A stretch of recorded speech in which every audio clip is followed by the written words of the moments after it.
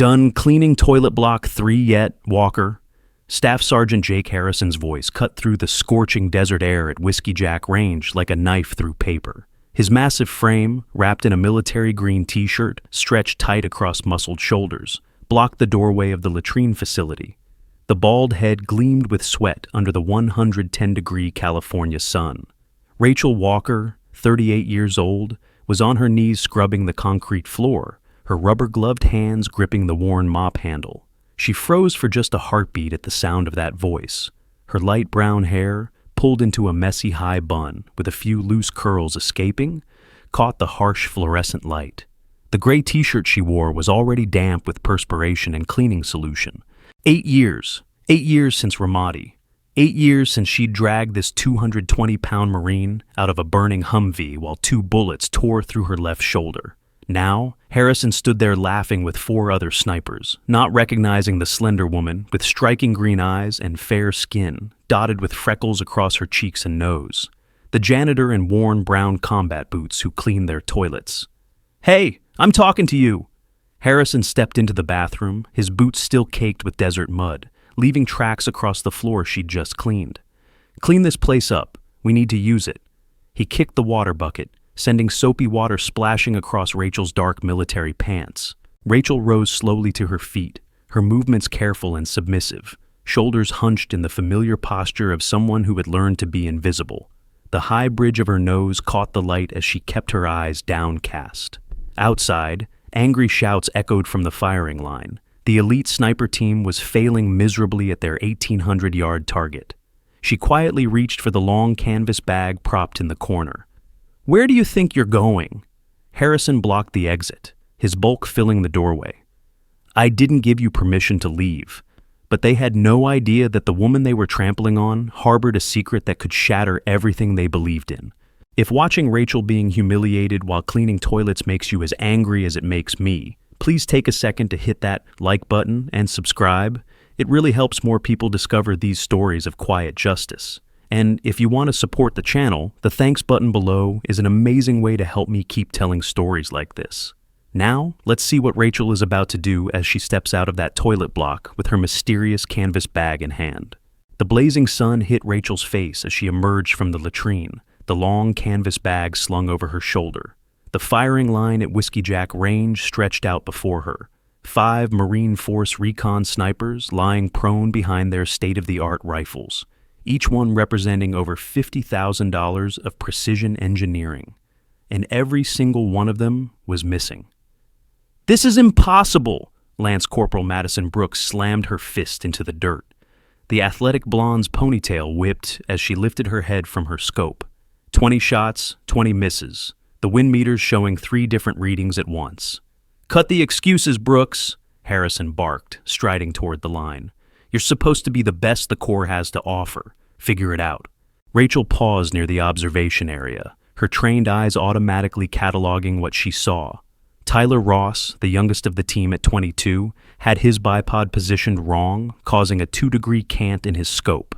Marcus Webb, built like a linebacker, was gripping his rifle too tightly, fighting the natural point of aim. And Lance Morrison, the Texan with the drawl thick as molasses, had his parallax adjustment off by at least 50 yards. "Hey, cleaning lady!" Madison spotted her first. "Get out of here! This is a restricted firing area." Rachel stopped walking but didn't retreat. Her eyes tracked the wind flags at various distances downrange. 3 different currents, just as she'd suspected. The thermal updraft from the rocks at 1,000 yards, the valley funnel effect from the ravine on the left, and the primary wind at the target itself, all moving in different directions. "Thermal updraft at 1,000 yards, she murmured, more to herself than anyone else. "Valley creating a funnel effect at 1,500, the flag at the target's lying." "What did you say?" Tyler Ross jumped to his feet, his young face twisted in irritation. "Are you deaf? Get back to your toilets." Marcus Webb stood up too, all 6 feet 4 inches of him. "Lady's talking to herself, probably heat stroke, someone call medical." But Harrison had gone very still. He was staring at Rachel's wrist where her sleeve had ridden up, revealing a circular scar, old and faded, the kind of mark a bullet leaves when it goes clean through. His eyes traveled up to her face, really looking at her for the first time. The angular features, those distinctive green eyes, the way she stood with her weight perfectly balanced despite appearing submissive. Walker? His voice had changed, dropped an octave. Rachel Walker? Psycho Walker? The firing line went quiet. Even the desert wind seemed to pause. That's her real name? Madison asked, lowering her rifle. Wait, this is just the janitor, right? Harrison's face was changing color, red creeping up from his thick neck. You're the reason my team died in Ramadi. 3 good Marines, dead because you abandoned your position to save some local. The words hung in the air like rounds fired. Rachel finally looked up, meeting his gaze directly. Her green eyes were calm as still water, but something flickered deep within them. She set down the canvas bag carefully, her hands trembling slightly as she worked the old leather straps. I didn't abandon anything, she said quietly. Her voice carried despite its softness, with a quality that made the younger Marines unconsciously lean forward. Blue Star Protocol. Harrison went rigid. The blood drained from his face as quickly as it had risen. What did you just say? Holy cow, Tyler whispered. What's Blue Star Protocol? Madison was on her feet now, moving closer. Wait a minute. Ramadi 2016? My brother was there. Brian Brooks. He died in that operation. Her athletic frame tensed, fists clenching. He died because someone broke position, because someone decided a civilian was more important than Marines. My father wrote the after-action report, Tyler added, his voice gaining confidence as he saw Harrison's reaction. Major Ross. He said the sniper-designated Psycho Walker violated direct orders and compromised the entire operation. Rachel continued unwrapping her rifle, each movement deliberate and calm despite the growing hostility around her. The worn canvas fell away to reveal not a modern precision rifle, but an old Remington 700. The walnut stock was scarred and weathered, the barrel showing wear from countless rounds. The scope was simple, almost primitive compared to the computerized optics on the firing line. Lance Morrison laughed, his Texas drawl thick with derision. Y'all are getting worked up over nothing. Look at that antique. Probably bought it at a pawn shop. Thing belongs in a museum, not on a range. Rachel adjusted the medical-grade wrist stabilizer wrapped around her right wrist. The specialized nerve support device, originally developed for traumatic brain injury patients, had been adapted for soldiers with combat-related nerve damage. The micro-stabilization technology with pressure sensors allowed her to maintain accuracy in her daily cleaning work, though her fingers still trembled occasionally. The legacy of too many years squeezing triggers in places that didn't officially exist. The device alone cost more than most people made in a month, hidden beneath the facade of a simple janitor's supplies. Master Gunnery Sergeant Phillips had been walking past with a clipboard when he heard the commotion. The grizzled veteran stopped, his weathered face showing interest as he observed the scene. 28 years in the Corps had taught him to recognize when something significant was happening. Problem here? Staff Sergeant Harrison? Phillips asked, his gravelly voice carrying the weight of authority. No problem, Master Guns, Harrison replied, but his voice was strained. Just explaining to the civilian help that this is a restricted area. Phillips looked at Rachel, then at the rifle in her hands. His eyes narrowed as he studied the weapon. Something about the way she held it, the unconscious competence in her grip, the way her body had already shifted into a shooter's stance without seeming to realize it. That's a 700 police model, Phillips said slowly. Match grade barrel, Macmillan stock. Don't see many of those anymore. He stepped closer. Serial number's been filed down. That's a federal crime unless... Rachel looked at him directly. Unless it was issued that way. The implication hung in the air. Weapons with removed serial numbers were only issued to units that didn't officially exist, for operations that never happened. You're saying you were an operator? Madison's voice dripped with skepticism. This janitor? Look at her. She's nobody. She cleans toilets for a living. Sometimes the best place to hide is in plain sight, Master Guns Phillips said quietly. He was studying Rachel more intently now, something nagging at the back of his mind. What unit were you with? Rachel didn't answer directly. Instead, she moved toward the firing line with that same careful, submissive posture. But Phillips noticed what the others missed. The way she automatically checked the wind flags, how her eyes tracked the mirage patterns, the subtle shift in her breathing as she assessed the range conditions. Get her out of here, Harrison ordered, his voice harsh. I don't care what unit she claims she was with. She's a disgrace to the uniform she once wore, a coward who got Marines killed. That's when Marcus Webb made his move. The big sergeant stepped forward and grabbed Rachel's collar, yanking her back from the firing line. You heard the staff sergeant. Time to go. Rachel's gray t-shirt stretched and tore at the shoulder, revealing part of her upper back. There, partially visible, was the edge of what looked like an elaborate tattoo.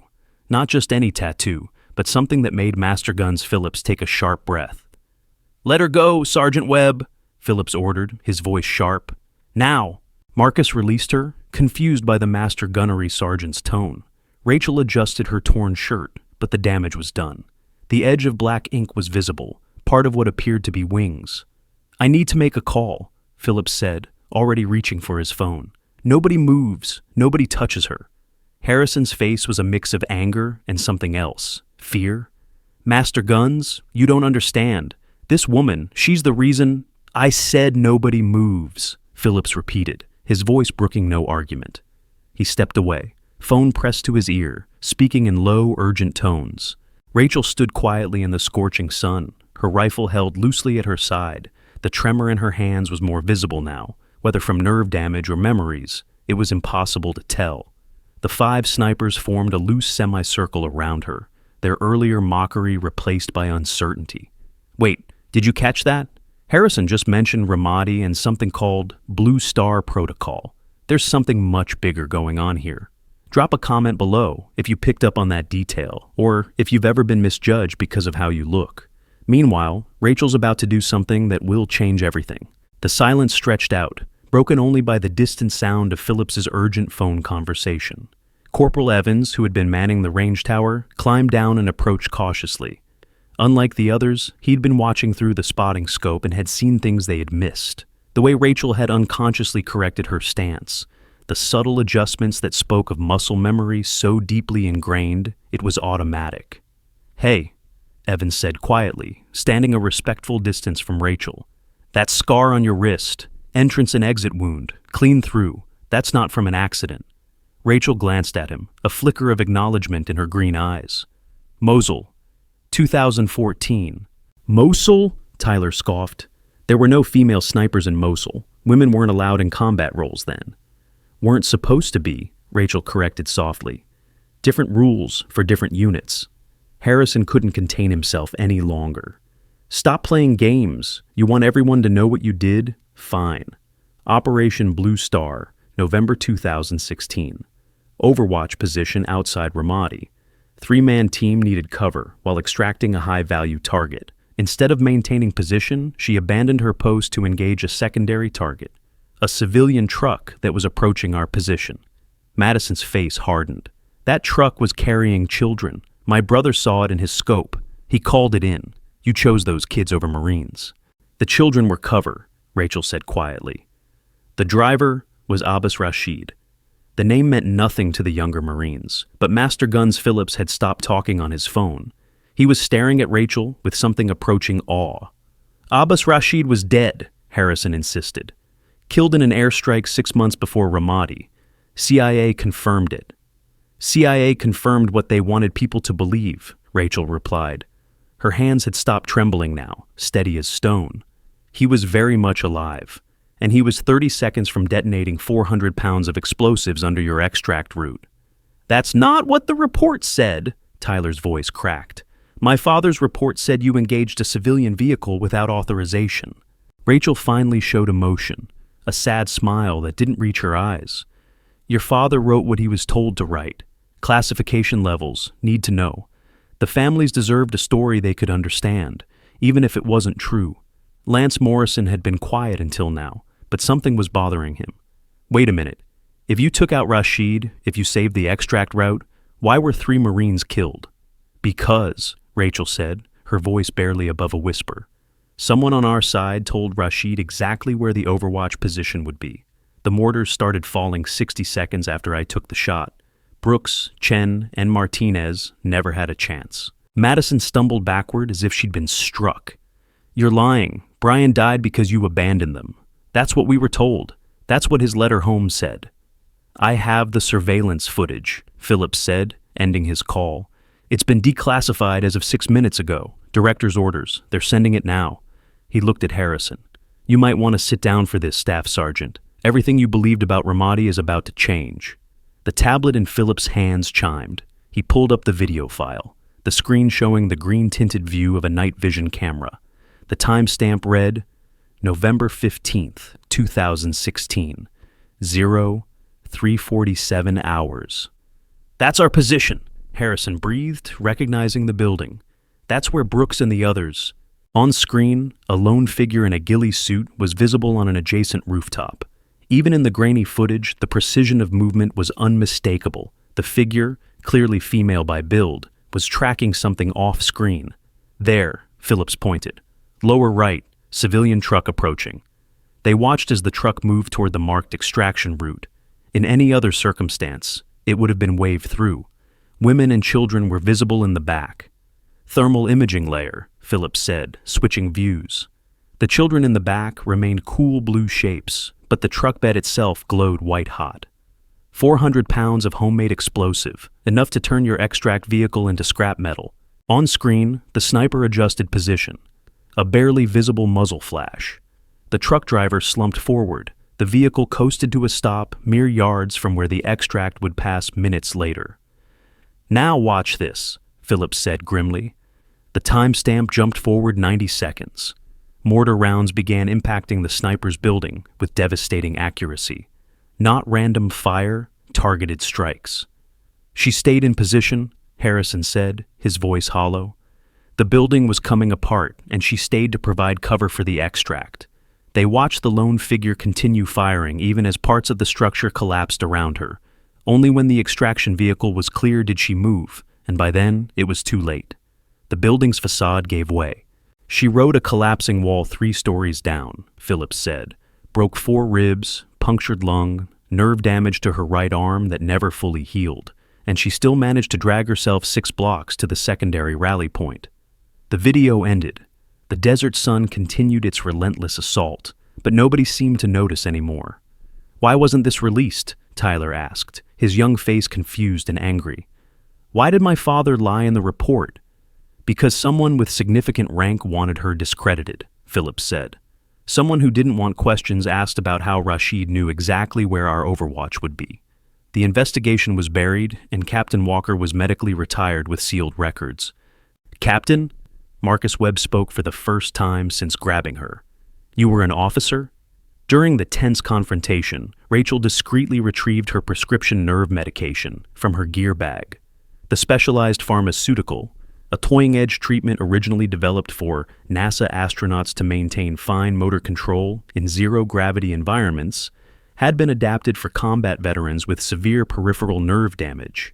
Each pill, costing over $200 per dose, contained proprietary compounds that temporarily stabilize the misfiring neurons caused by blast trauma. Without this medication, the tremors in her hands would make it impossible to hold a rifle steady, let alone achieve the precision that had once made her legendary. Rachel looked at the rifle in her hands, then at the 5 snipers who had spent the morning failing to hit their target. Your computers can read data, wind speed, humidity, barometric pressure, but they can't read the truth of what air does between you and your target. She moved to an open firing position, her movements no longer hiding behind the submissive posture of a janitor. This was Captain Rachel Walker, CIA Special Activities Division, call sign Valkyrie. The transformation was subtle but complete. Ma'am, Evans called from the tower. Winds gusting to 25 miles per hour. Visibility's dropping with that sandstorm coming in from the west. Perfect, Rachel said, settling into a prone position. She didn't use the bipod, instead resting the rifle on her worn canvas bag. Chaos is just another pattern if you know how to read it.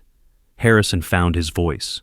Even if everything you said is true, even if the video's real, you still let my team down. You should have called in the truck, let the ground team handle it. 30 seconds, Rachel replied, her eyes settling behind the simple scope. That's how long we had. Radio chatter would have taken 20. Rashid had a dead man's switch. If he even suspected he'd been made, he would have detonated early. So you made the call alone, Madison said, her voice bitter. Decided you knew better than everyone else. I made the only call that would save lives, Rachel confirmed. And I've lived with the consequences every day since. Master Guns Phillips was watching her settle into position with professional interest. That nerve damage, your right arm. How do you compensate? This is it, the moment everything changes. If you're holding your breath right now, share this video with someone who needs to see that true strength can hide behind the humblest appearance. Because Rachel is about to show these elite snipers something they'll never forget. You don't fight the tremor, Rachel said, her breathing already settling into a sniper's rhythm. You incorporate it, like reading wind but internal. She was looking downrange now, but not at the flags or the mirage. She was reading something deeper, something that couldn't be measured by instruments, the way grass bent at different distances, the subtle color changes in the air itself, the feel of pressure differentials against her exposed skin. Targets at 1,800 yards, Tyler said skeptically. In this wind, with that antique, it's impossible. Impossible is just another word for haven't learned how yet, Rachel murmured. Her finger found the trigger, taking up the slack with practiced ease. The first shot cracked across the desert like thunder. Every spotting scope on the line swung toward the distant target. For 2.5 seconds, there was nothing but wind and waiting. And then, faint but unmistakable, the ring of bullet on steel. "Center hit," Evans called from the tower, his voice cracking with excitement. "Dead center." But Rachel wasn't done. She worked the bolt with smooth efficiency, chambering another round. The wind shifted, gusting suddenly from a different direction. She adjusted without conscious thought, her body reading the changed conditions and translating them into minute corrections. The second shot. Another ring of steel. "She's not even using the wind meter," Marcus said, his voice filled with disbelief. "How is she reading the conditions?" "Experience," Phillips answered. 20 years of it, from the looks of things. Third shot. The sandstorm was getting closer now, visibility dropping. The target was becoming harder to see, even through the spotting scopes. Rachel's simple optics should have made it impossible. Another hit. "This is insane," Lance Morrison muttered.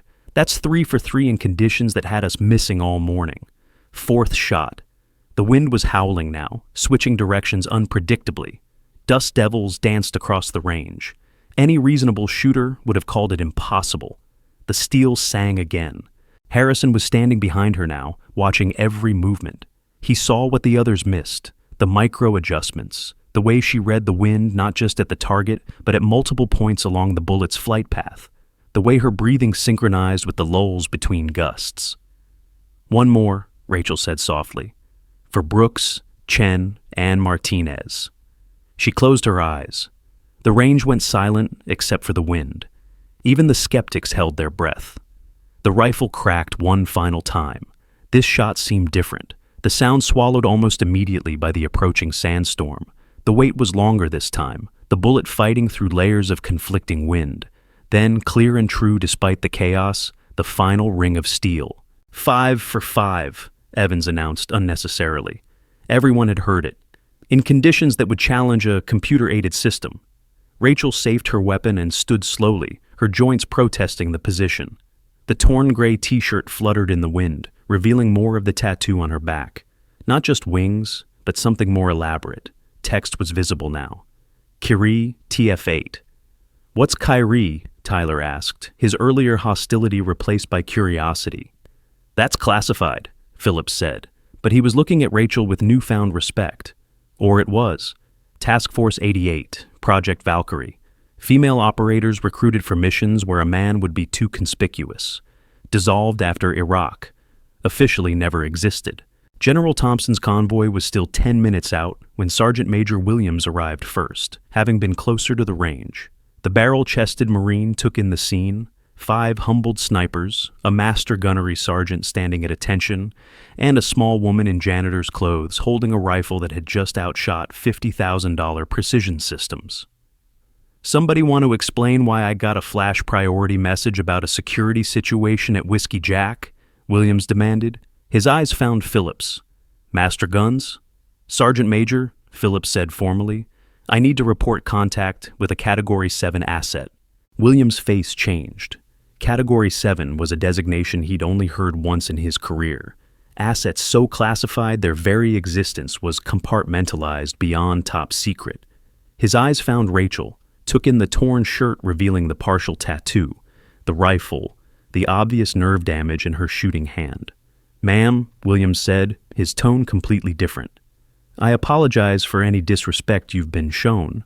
We weren't aware—" "I'm just a janitor," Rachel said quietly, already wrapping her rifle. "I clean things that need cleaning." "Is that what you call it?"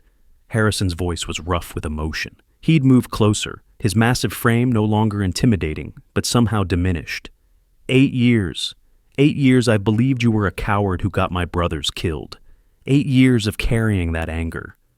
Rachel looked at him, those green eyes holding depths of pain he was only beginning to understand. Anger is easier than truth sometimes. I'm sorry you had to carry it. Why didn't you defend yourself? Madison demanded. When the accusations came out, when they blamed you, why didn't you tell the truth?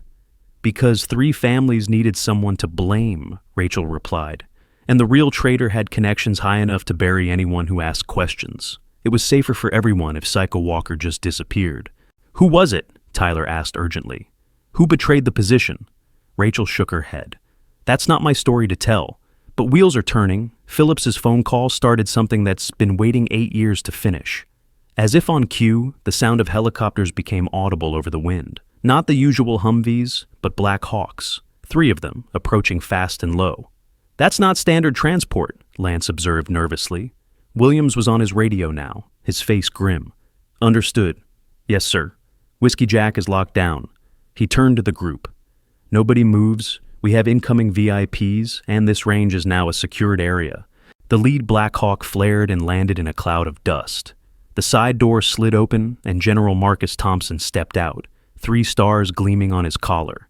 Behind him, 2 figures in civilian clothes emerged, their suit jackets doing little to hide the bulge of shoulder holsters. Thompson was a legend in special operations circles, a man who'd spent more time in places that didn't exist than most people spent at home. His presence here, arriving by Black Hawk with what were obviously CIA security, meant something significant was happening. His eyes found Rachel immediately. For a long moment, they simply looked at each other across 20 yards of desert.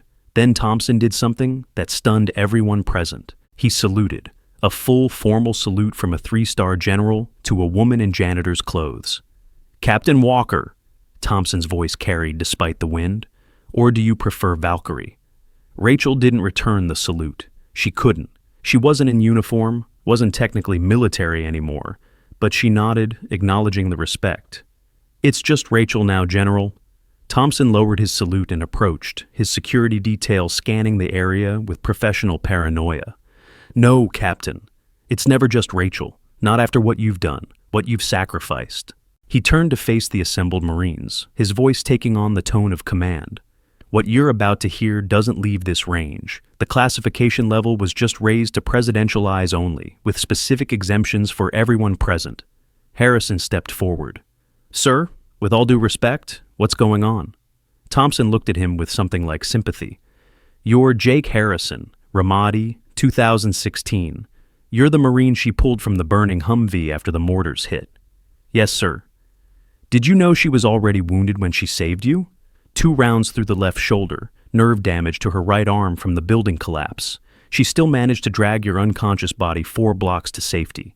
Harrison's face crumbled. The anger he'd carried for 8 years shattered like glass. I didn't know. They told us she had abandoned position, that she was being court-martialed. Disinformation, Thompson said simply. Necessary to protect an ongoing operation. The person who betrayed your position in Ramadi was a high-ranking intelligence officer. We needed him to believe his cover was intact while we traced his entire network. 8 years? Madison's voice was small. You let her be branded a traitor for 8 years to catch 1 mole? Not 1 mole, one of the CIA officers spoke for the first time. 1 mole who was running 17 assets across Iraq and Afghanistan. His intel led to over 40 American deaths before Ramadi. Captain Walker's shot that night, killing Rashid before he could detonate, was the first time one of his operations failed completely. He got suspicious, Thompson continued, started looking at why his perfect intel had failed. So, we gave him what he wanted, a scapegoat. Captain Walker volunteered to be that scapegoat. Rachel had moved away from the group slightly, standing at the edge of the firing line with her wrapped rifle. The sandstorm was almost upon them now, turning the sky an ominous orange-brown. "Ma'am," Tyler approached hesitantly. "My father, Major Ross, was he part of the cover-up?" Rachel turned to look at him, seeing a younger version of a man she'd once respected. "Your father followed orders. He wrote the report he was told to write, but it ate at him. He tried to get the truth out 3 times before they threatened his pension and your college fund." Tyler's hands clenched into fists. "So, everyone just agreed to let you burn?" "Someone had to," Rachel said simply. "Better one person carrying that weight than 40 families wondering if their loved one died because of a traitor we couldn't catch." As the conversation continued, Rachel made another adjustment to her medical equipment, this time retrieving a portable biometric monitoring device. The compact trauma counseling unit, originally developed for astronauts dealing with isolation-induced psychological stress in extended space missions, had been adapted for combat veterans managing PTSD symptoms. The sophisticated biofeedback technology tracked heart rate variability and brainwave patterns in real time, providing immediate intervention protocols when traumatic memories threatened to overwhelm. For Rachel, facing the ghosts of Ramadi in such a public confrontation required every tool in her medical arsenal to maintain the steady composure that had allowed her to take those 5 perfect shots. General Thompson had been conferring quietly with his CIA escorts. Now he returned to the group, his face grave. "There's more. The reason we're here now, today. The mole we've been hunting, he knows we're closing in, and he's made a mistake. He reached out to someone, trying to verify if Valkyrie was really neutralized. He contacted me," Rachel said quietly. 3 days ago, wanted to meet, claimed he had information about other survivors from my unit." "It's a trap," Harrison said immediately. "Has to be." "Of course it's a trap," Thompson agreed. "But it's also an opportunity. 8 years of patience, and he's finally exposed himself." Williams had been coordinating security on his radio. Now he looked up. "Sir, we have another incoming aircraft. Single helicopter, civilian marking, but military flight pattern." Thompson checked his watch. "Right on time. That would be our friend from the Pentagon, the one who's been protecting our mole all these years." The group tensed. Rachel's hand drifted to her rifle, an unconscious movement that showed her operational instincts were still sharp. "Easy, Captain," Thompson said. "He doesn't know we know. This is all part of the plan." The civilian helicopter landed 50 yards from the Black Hawks. A single figure emerged, tall, distinguished, with silver hair and a bureaucrat's soft physique. He wore an expensive suit that looked out of place in the desert environment. "Who is that?" Madison whispered. "Deputy Director Nathan Crenshaw," Thompson said, loud enough for everyone to hear. "Defense Intelligence Agency. Been there 22 years. Untouchable. Or so he thinks."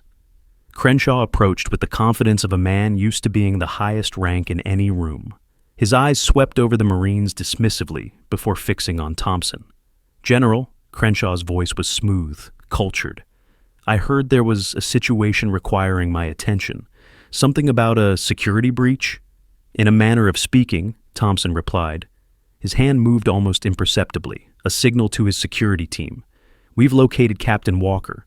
For the first time, Crenshaw looked at Rachel. His face remained neutral, but something flickered in his eyes. Recognition? Fear? It was gone too quickly to tell. "I see," Crenshaw said carefully. "The deserter from Ramadi. I thought she was out of the country." "Deserter?" Harrison stepped forward, his massive frame bristling with newfound protective instinct. "She's no deserter. She's a hero who you hung out to dry." Crenshaw's eyebrows rose. "I'm sorry, Sergeant, but the official record—" "The official record is a lie," Madison interrupted. "We just saw the real footage. We know what really happened." For the first time, Crenshaw's composure cracked slightly. "Footage? What footage?" "All operational recordings from Ramadi were destroyed in the server fire of 2017. "Funny thing about that," Thompson said conversationally. "Captain Walker here had a backup. Personal insurance, you might say. She's been sitting on it for 8 years, waiting for the right moment." This was a lie, of course. The footage Phillips had shown came from CIA archives, declassified minutes ago. But Crenshaw didn't know that. His face had gone pale beneath his tan. "Where is it?" Crenshaw demanded, his smooth voice showing cracks. "That's classified material. She had no right—" "No right?" Rachel spoke for the first time since Crenshaw's arrival. Her voice was soft, but it carried. I had no right to protect myself when you fed Abbas Rashid our position, when you got Brooks, Chen, and Martinez killed for money. The accusation hung in the air like a live grenade. Everyone had gone very still. Crenshaw laughed, but it was forced. That's quite an accusation, Captain. I hope you have proof, because I'll have you arrested for slander. Proof? Rachel reached into her bag again, pulling out a battered notebook. Like communications logs showing contacts between your office and known insurgent leaders. Like bank records of deposits timed perfectly with leaked operations. You're delusional, Crenshaw said, but sweat was beading on his forehead, despite the approaching sandstorm's cooling effect. General, I demand you arrest this woman immediately. I don't think so, Thompson said. He nodded to his security team. Deputy Director Crenshaw, by the authority of Executive Order 10333 and the Patriot Act, you are under arrest for treason, espionage, and conspiracy to commit murder of United States military personnel. Crenshaw tried to run. It was a futile gesture. He was surrounded by Marines and CIA officers in the middle of a desert.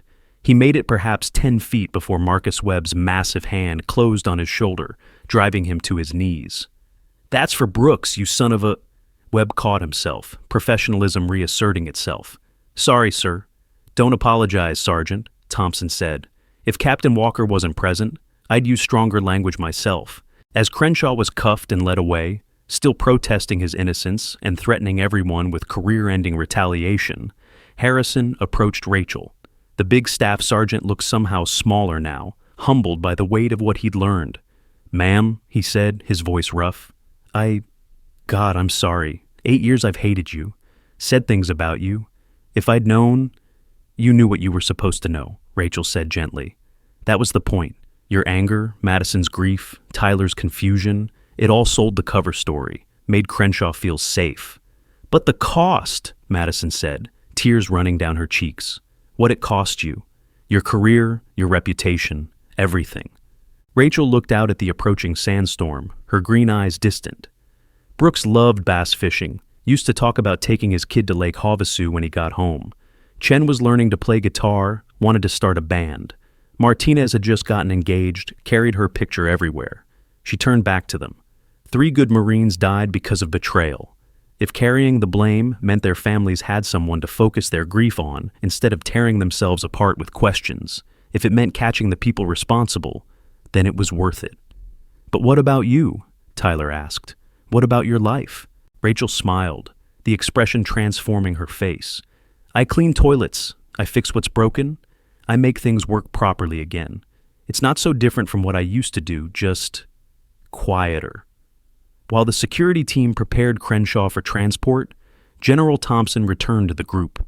The sandstorm was almost upon them now, the sky dark with approaching dust. We need to move inside soon, Williams observed. This storm's going to be a big one. Thompson nodded, but didn't move yet. Captain Walker, there's one more thing. Your status. The president signed an executive order this morning. Full reinstatement if you want it. Back pay, benefits, your choice of assignment. The offer hung in the air. Every eye was on Rachel. I appreciate the gesture, General, Rachel said slowly. But I'm done with that life. I found peace in simplicity, in service without recognition. You can't be serious, Lance Morrison spoke up. You're one of the best shooters I've ever seen. The Corps needs people like you. Rachel considered this. Tell me, Sergeant Morrison, this morning, when you saw me, what did you think? Lance flushed. I thought you were just a janitor, nobody important. Exactly. And how many other people do you dismiss every day? The cook who makes your food, the mechanic who maintains your vehicles, the supply clerk who ensures you have ammunition. How many heroes are hiding in plain sight because we only value the ones who wear their accomplishments on their sleeves? The approaching sandstorm finally reached them, the first wall of dust rolling across the range. The group hurried toward the range buildings, but Rachel's words followed them. Inside the range control building, they watched through the windows as the world outside disappeared in a brown haze. The helicopters were barely visible shapes in the murk. Harrison was standing apart from the others, staring at nothing. Rachel approached him quietly. You're carrying guilt now, she observed. Don't. You were a casualty of Ramadi just as much as the others. You just survived." "I should have known," Harrison said bitterly. "Should have questioned the story. Should have defended you." "You were a sergeant following orders, believing what your command told you. That's not a failing, that's discipline." "Some discipline. I've spent 8 years telling anyone who'd listen that you were a coward." Rachel's hand touched his shoulder, a gentle contact that made the big Marine flinch. "Then spend the next 8 telling them the truth. Not about me. I don't need vindication. Tell them about Brooks, Chen, and Martinez. Tell them about the cost of service, the weight of secrets, the price of trust." Madison had been listening. She approached hesitantly. "What can we do? How do we make this right?" "You already have," Rachel assured her. "You listened. You learned. You adjusted when presented with new information. That's all anyone can ask." Tyler was on his phone, his young face intense. "I'm calling my father. He needs to know the truth. He's carried guilt about that report for years." "Tell him I understand," Rachel said. "Tell him following lawful orders, even when they feel wrong, is sometimes the hardest thing a soldier can do." General Thompson had been coordinating the response to Crenshaw's arrest. Now he returned to the group. "The storm's going to keep us here for at least 2 hours. Might as well make use of the time." He looked at Rachel. "Captain, would you consider giving these Marines a lesson? Not in shooting, you've already demonstrated that, but in observation, in reading conditions, in seeing what others miss."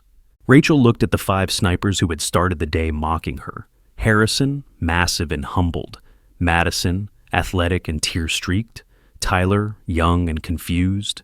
Marcus, quiet and thoughtful. Lance, reassessing everything he thought he knew. "All right," she agreed, "but not as Captain Walker or Valkyrie or any of those old names. Just as someone who's learned a few things about seeing clearly." The sandstorm howled outside, turning the windows of the range control building into opaque brown sheets. The backup generators hummed to life as the main power flickered. In the artificial twilight, Rachel Walker stood before 5 humbled Marine snipers, about to share knowledge that had cost her everything to learn. "Forget your instruments for a moment," she began, her voice carrying easily despite its softness. "Close your eyes." The Marines exchanged glances but complied. Even General Thompson and Master Guns Phillips joined them. "What do you hear?" Rachel asked. "The storm," Tyler answered immediately. "Wind against the building." "Deeper," Rachel prompted. "The storm isn't one sound. It's a symphony. Listen for the layers." Gradually, their expressions changed as they began to parse the white noise into components, the steady whistle of wind through gaps in the roof, the rhythmic rattle of loose siding, the occasional ping of larger debris hitting metal. "Every environment has its own language," Rachel continued. "In Kandahar, the wind through the mountains sounds different at night because the rocks cool at different rates. In Fallujah, you could tell which buildings were occupied by how the air moved through them. Empty structures breathe differently than ones filled with people." She moved to the window, studying the swirling sand. "Open your eyes. Look at the storm. Not at it, but into it. What do you see?" "I can't see anything," Marcus Webb admitted. "Just brown." "Because you're looking for objects instead of patterns." Rachel traced a finger along the glass. "See how the sand moves in sheets? There's a rhythm. Every 12 to 15 seconds, there's a gap, a clear moment. That's when you take your shot." Madison leaned forward, studying the storm with new intensity. "I see it. Like waves breaking." "Exactly. Nature doesn't do chaos. It does complexity. There's always a pattern if you're patient enough to find it." Harrison had been silent, but now he spoke. "In Ramadi, that night, you read all of this in seconds, made the calculation about Rashid, about the civilians, about everything. How?" Rachel turned from the window. "Because I'd already made similar choices 100 times. Each one carved something away, left scar tissue behind. You want to know the real cost of being a sniper? It's not the killing, it's the choosing. Every time you put someone in your crosshairs, you're playing God. Deciding who lives, who dies, based on incomplete information and best guesses." "But you were right," Tyler insisted, "about Rashid, the bomb. This time. But what about the times I wasn't? What about the shepherd in Afghanistan who was just checking on his goats? The teenager in Mosul who was running because he was scared, not because he was hostile? You don't hear about those because they're classified as operational necessities. The room fell silent except for the storm. General Thompson cleared his throat. Captain Walker, perhaps we should discuss the current situation. Crenshaw's arrest is just the beginning. His network will collapse within 72 hours, Rachel finished. I know. I've been watching them for 8 years. Every contact, every money transfer, every dead drop. Did you think I spent all that time just cleaning toilets? She pulled out a battered smartphone, its screen cracked but functional. With a few swipes, she brought up files that made Thompson's security detail lean forward with interest. 17 assets across CENTCOM, 43 confirmed operations compromised, over 60 million in payments traced through Dubai and Cyprus. She handed the phone to one of the CIA officers. Password is Valkyrie77. Everything you need is there. You've been running your own intelligence operation, the CIA officer said, with something approaching awe. Alone, without resources or backup. I had resources, Rachel corrected. Just not the kind you're thinking of. The Pakistani dishwasher at the base commissary? He used to be ISI before his conscience got the better of him. The elderly woman who runs the laundry service? Her son died in a drone strike meant for actual terrorists. They talk to me because I'm nobody. Just the janitor who treats them with respect. A network of invisibles, Phillips murmured. People in service positions who see everything because no one sees them. We call ourselves the forgotten, Rachel said simply. Those who serve without recognition, who keep the machine running while others claim glory. Crenshaw never knew we existed because he never looked below his own level. Thompson was reassessing everything. This intelligence, how long have you been gathering it? Since 6 months after Ramadi. When I realized the official investigation was being buried, I started my own. Quiet, patient, one connection at a time. Why didn't you come forward sooner? Madison asked. Because Crenshaw was careful, smart. He would have buried me and disappeared. I needed him to feel safe, to get sloppy. The message 3 days ago about survivors from my unit, that was the first mistake he'd made in 8 years. Outside, the storm was beginning to weaken. The solid wall of brown was breaking up into distinct bands, revealing glimpses of the world beyond. There's something else, Thompson said slowly. The message about survivors. Our intelligence suggests it might not have been entirely a lie. Rachel went very still. Explain. 3 weeks ago, satellite surveillance caught an image in Kashmir, a training camp in the mountains. One of the instructors, the analysis was only 60% confident, but they believe it might have been Sarah Chen. The name hit the room like a physical blow. Rachel's composure, maintained through everything else, cracked. Chen died in Mosul, she said, her voice barely audible. 2014, I saw the building collapse. You saw a building collapse, Thompson corrected gently.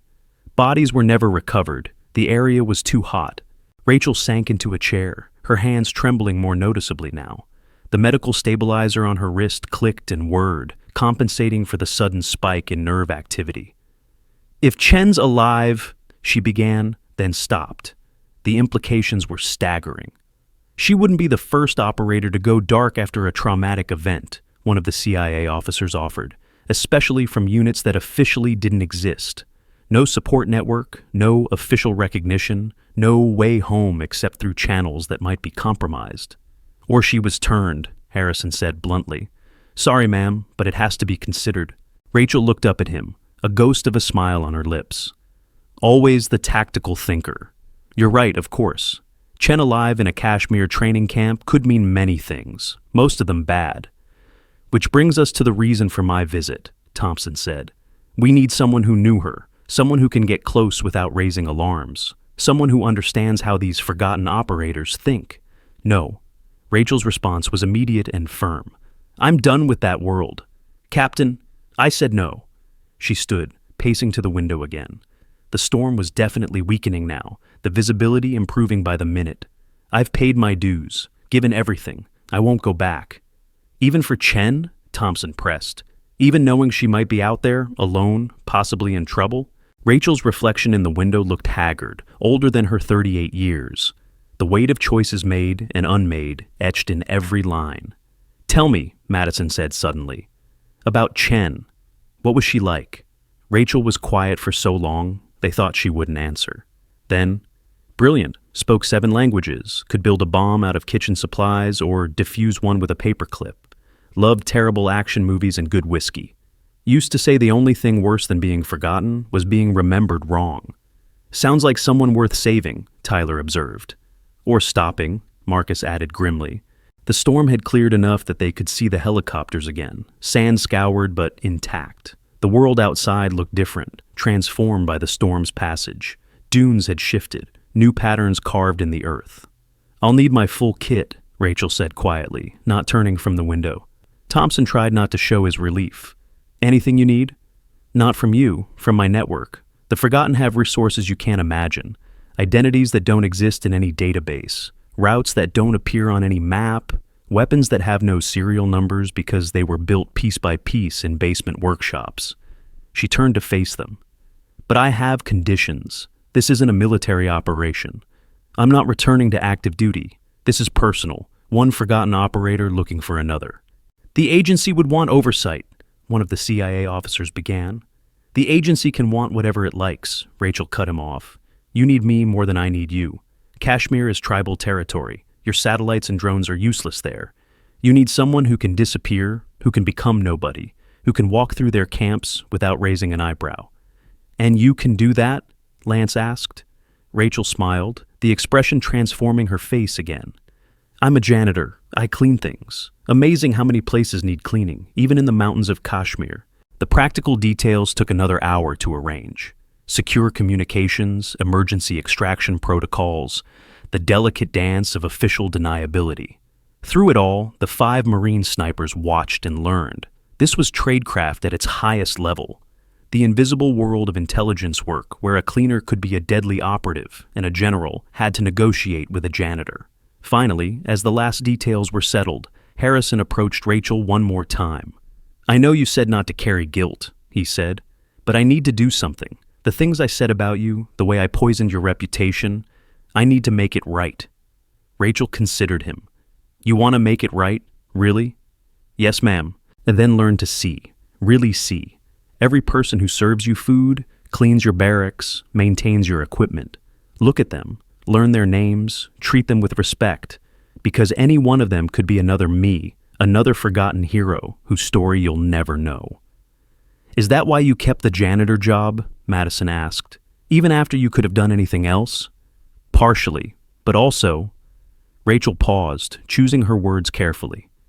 When you've spent years being the angel of death, deciding who lives and dies from 1,000 yards away, there's something healing about simple service. About making things clean, fixing what's broken, creating order from chaos. It's a different kind of power. The helicopters were warming up outside, rotors beginning to turn. Time was running short. One last lesson, Rachel said, addressing all 5 snipers. The hardest shots aren't the long ones. They're not the ones in bad weather or difficult conditions. The hardest shots are the ones you don't take. The targets you let walk because the intelligence is uncertain. Because the collateral damage is too high, because sometimes the mission isn't worth the cost. She looked at each of them in turn. In the coming years, you'll be faced with those choices. When you are, remember this. Every trigger pull echoes forward in time. The person you kill today might have been the one to save lives tomorrow. The person you spare might be the one who costs lives. You'll never know. That's the burden. Carry it well. General Thompson signaled it was time to go. The helicopters were ready. The storm fully passed. As they filed out of the building, Tyler caught Rachel's arm. Ma'am, the Kashmir mission, will we know if you find her? If Chen's really alive? Rachel looked at him, this young Marine who'd learned so much in a single afternoon. Check the janitor's schedule. If I come back, you'll see me around. If not, she shrugged. Someone else will clean the toilets. As she walked toward the waiting Black Hawk, Harrison called out one last time. Valkyrie, she turned. Give 'em hell, ma'am. She smiled, snapped a perfect salute, despite not being in uniform, and climbed aboard. The helicopters lifted off in a cloud of dust, disappearing into the desert sky. 6 months later, Lance Morrison was at the range, practicing in the early morning calm. The sun was just rising, painting the desert in shades of gold and red. He'd been coming here every day since the incident, working on seeing patterns instead of just reading instruments. Movement caught his eye. Someone was walking across the far end of the range, pushing a maintenance cart. Small figure, efficient movements, gray uniform of the base custodial staff. Lance grabbed his spotting scope, focusing on the distant figure, light brown hair and a messy bun. A familiar gait, despite a slight limp that hadn't been there before. As he watched, the figure paused, seeming to sense observation. She turned slightly, just enough for him to see her profile. Rachel Walker, alive, back. She gave the tiniest nod in his direction, then continued pushing her cart toward the facilities building. Lance lowered his scope, a grin spreading across his face. She was back. The Valkyrie had returned to her roost. But as he packed up his gear, something nagged at him. He pulled out his phone, checking the duty roster for custodial staff. There it was, R. Walker, building maintenance, toilet block 3. Below her name, a new entry, S. Chen, assistant custodian, recently hired. Lance stared at the screen for a long moment, then deliberately closed the app. Some things were better left unexamined. Some stories were meant to remain untold. He slung his rifle and headed back to barracks, whistling tunelessly. Behind him, the sun continued its rise, casting long shadows across the range. In the distance, 2 small figures pushed their maintenance carts side by side, talking quietly. Just 2 janitors, cleaning up messes, fixing what was broken. Nothing more, nothing less. And sometimes, that was everything. As Lance reached the barracks, he found Harrison waiting for him, holding 2 cups of coffee. "Saw her too?" Harrison asked quietly. "Saw who?" Lance replied, accepting the coffee. "Just a couple of janitors doing their job." Harrison nodded slowly. "Right, just janitors." He took a sip of coffee, then added, "Tyler says the Kashmir situation resolved itself, mysteriously. Training camp shut down, instructors disappeared. Imagine that." They stood in comfortable silence, watching the sun climb higher. Finally, Harrison spoke again. "You know what she told me about seeing people, really seeing them?" "Yeah. I've been trying, really trying. Yesterday I had lunch with a mod from the motor pool. Been working here 15 years. I never knew he used to be an engineer in Syria. Has 3 kids, all in college now." Lance smiled. "Rodriguez in supply, former Navy corpsman. Saved 12 Marines in Fallujah before an IED took his leg. Never talks about it unless you ask." "The forgotten," Harrison murmured. "They're everywhere, aren't they?" "Serving without recognition," Lance agreed, keeping the machine running. In the distance, a door opened at toilet block 3. 2 figures emerged, one teaching the other the most efficient way to refill paper towel dispensers. Their voices carried faintly on the morning air, speaking in what might have been Pashto or Dari or any of a dozen regional languages. "Think we should report it?" Lance asked, not really meaning it. Harrison finished his coffee in one long swallow. "Report what? That the janitors are doing their job? That the toilets are clean and the paper towels are stocked?" They turned and walked into the barracks together, leaving the morning to unfold in its own way. Behind them, the range stood empty except for the whisper of wind through the targets, the dance of heat mirages beginning to rise from the sand, and the quiet movements of 2 women who had found their way home through the simple act of service. On the wall of the range control building, someone had taped a handwritten note next to the duty roster. The paper was simple white copy stock, already beginning to curl at the edges from the desert heat, but the words written on it seemed to carry weight beyond their simple ink. "The hardest battles are fought in silence by warriors whose names you'll never know." The handwriting was steady, controlled, the kind that came from years of writing after-action reports in the field. Each letter was formed with military precision, yet there was something deeply personal about the message. Below it, in different handwriting. This one looser, more hurried, as if the writer had paused only briefly between tasks. Another message appeared. Some wars end, others just pause between battles. This script had the urgency of someone who understood that peace was always temporary, that the next conflict was always brewing somewhere just beyond the horizon. The ink was different too, cheaper, the kind from a pen borrowed from the supply closet. And below that, in neat, precise letters that looked like they'd been written by someone accustomed to filling out maintenance logs and inventory sheets. A third message, "But every toilet cleaned is a small victory against chaos." These words were written in pencil, practical and erasable, as if the author knew that nothing was permanent, but still felt compelled to mark their truth on the world, however briefly. The morning sun climbed higher, casting longer shadows across the base. The overnight crew was changing shifts with the day workers. Marines jogged past in formation, their cadence calls echoing off the buildings. The motor pool roared to life as mechanics began their daily maintenance routines. The commissary opened its doors, and the smell of brewing coffee mixed with diesel fumes and the ever-present dust. Life at Whiskey Jack Range continued its rhythm, a heartbeat that never stopped. Young Marines, fresh from boot camp with their high and tight haircuts and eager eyes, hurried to their first advanced marksmanship classes. They passed the janitor pushing her cart toward the barracks, never giving her a second glance. Just another invisible person maintaining their world. Seasoned sergeants conducted equipment checks, their practiced eyes missing nothing about their weapons, while simultaneously missing everything about the woman refilling the hand sanitizer dispensers. She moved with an economy of motion that spoke of years of practice, but they saw only a civilian contractor doing menial labor.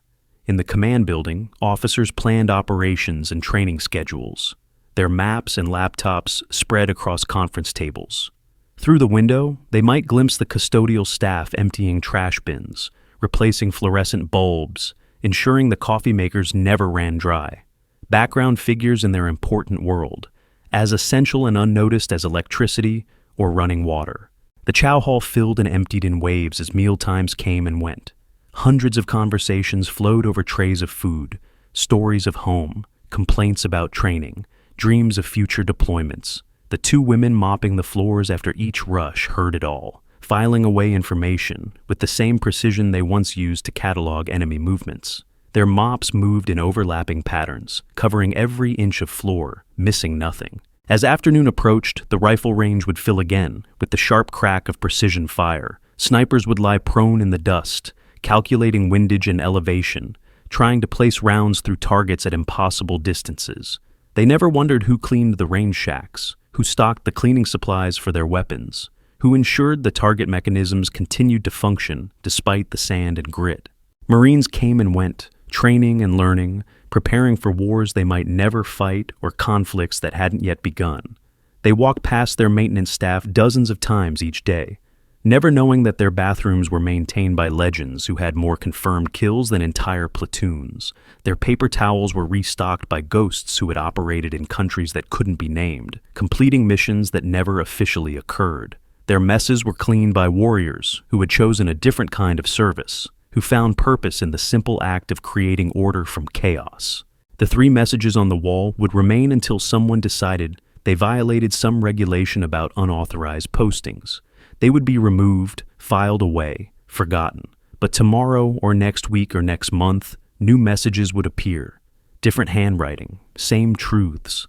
Because some stories demanded to be told, even if only in fragments, even if only to those who knew how to read between the lines. In the end, that was the most perfect cover of all.